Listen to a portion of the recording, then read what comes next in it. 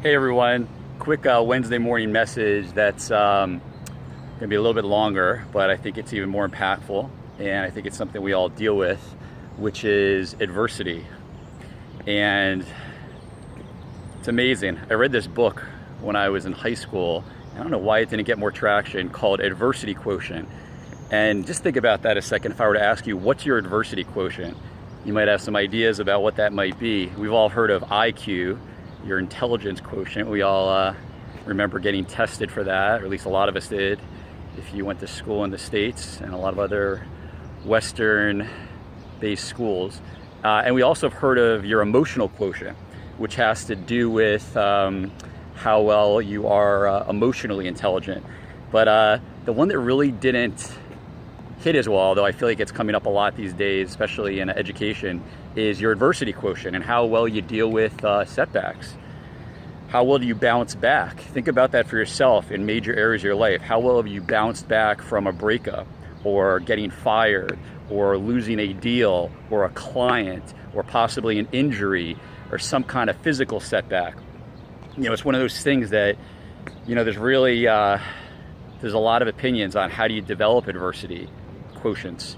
And there's a few thoughts that I have. I think it's really your identity and your story. And for me, a long time ago, I took on that I'm going to constantly learn how to be more and more resilient, because I know that universally we're all going to be dealing with challenges and setbacks. And I think that setbacks are all a perception anyways. And it's really, what do they say? They say it's 10% what happens to you and 90% how you choose to respond to what's happened to you.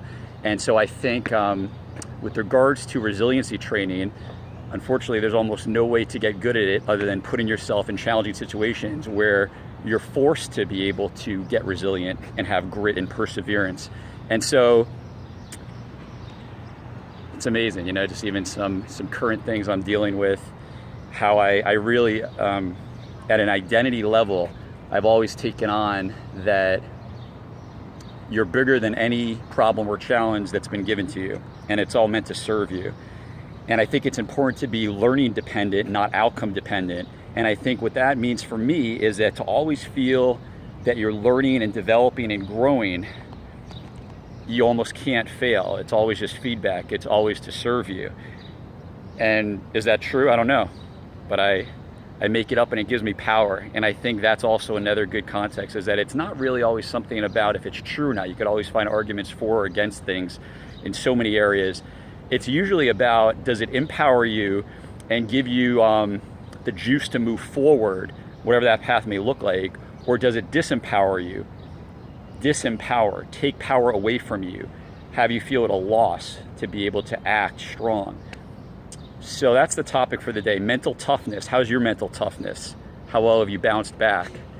Aspire to be better than you've ever been at bouncing back.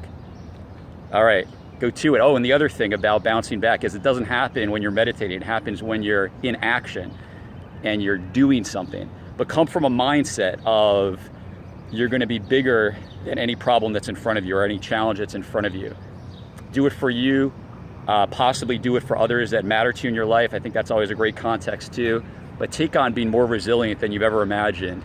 So many people that I know see this are really resilient. I really admire so many people that I come into contact with, and I always aspire to be as resilient or more than they are. Final point.